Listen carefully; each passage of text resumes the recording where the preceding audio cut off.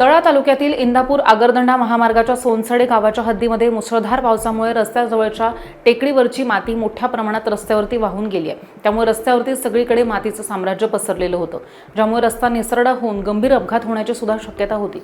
आणि ह्या गोष्टीची माहिती मिळताच ह्याची गांभीर्याने दखल घेत तळा तहसीलदार स्वाती पाटील यांच्या मार्गदर्शनामध्ये तात्काळ कार्यवाही करण्यात आली।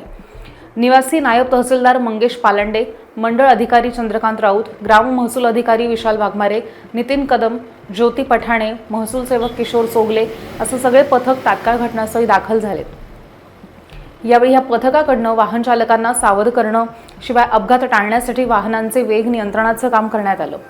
तसंच ह्या पथकाच्या निर्देशान्वये जेसीबी मशीनच्या सहाय्यानं या रस्त्यावरची माती बाजूला करून रस्ता वाहतुकीसाठी पूर्ववत करून देण्यात आला।